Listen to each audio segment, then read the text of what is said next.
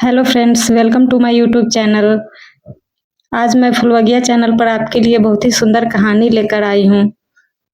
एक सुंदर बगीचे में रंग बिरंगे फूल खिले हुए थे। सुबह की हल्की धूप और ठंडी हवा उस बगीचे को और भी मनमोहक बना देती थी।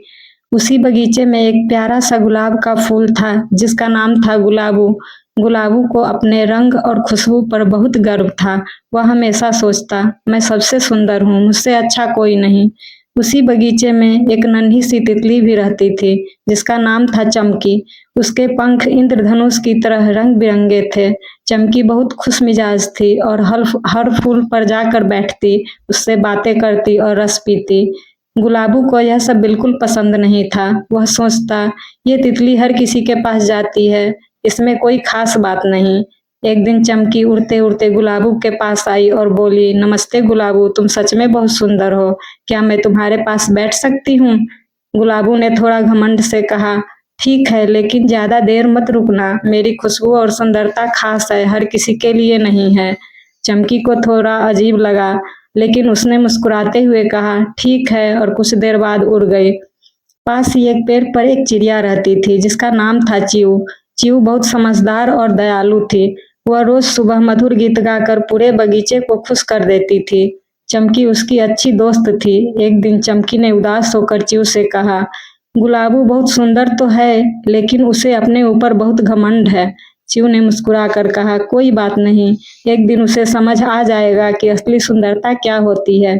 कुछ दिनों बाद बगीचे में तेज हवा चलने लगी। आसमान में काले काले बादल छा गए और जोरदार बारिश शुरू हो गई। हवा इतनी तेज थी कि कई फूल झुक गए और कुछ की पंखुड़ियां भी टूट गई। गुलाबू भी डर गया। वह सोचने लगा, काश कोई मेरी मदद कर दे। तभी चमकी और च्यू ने उसे देखा। चमकी तुरंत उसके पास आई और बोली, डरो मत, हम तुम्हारे साथ हैं। च्यू ने अपने पंख फैलाकर हवा को थोड़ा रोकने की कोशिश की ताकि गुलाबू को कम नुकसान हो। बारिश कुछ देर बाद रुक गई, लेकिन गुलाबू की कई पंखुड़ियां झड़ चुकी थी। वह उदास हो गया और रोने लगा, अब मैं सुंदर नहीं रहा, अब कोई मुझे पसंद नहीं करेगा। चमकी ने प्यार से कहा, सुंदरता सिर्फ बाहरी नहीं होती गुलाबू, तुम्हारी खुशबू अब भी उतनी ही प्यारी है, और अगर तुम्हारा दिल अच्छा हो तो सब तुम्हें और ज्यादा पसंद करेंगे। च्यू ने भी कहा, हमने तुम्हारी मदद इसलिए की क्योंकि दोस्ती और दया सबसे बड़ी चीज होती है, न कि सुंदरता या घमंड।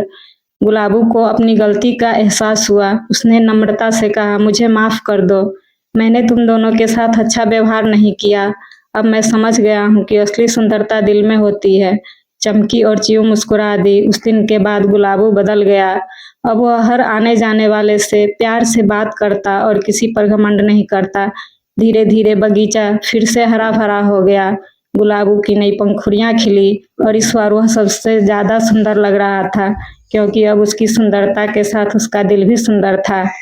दोस्तों, इस कहानी से हमें यह सीख मिलती है कि घमंड से नहीं बल्कि प्यार और दोस्ती और दयालुता से ही असली सुंदरता आती है।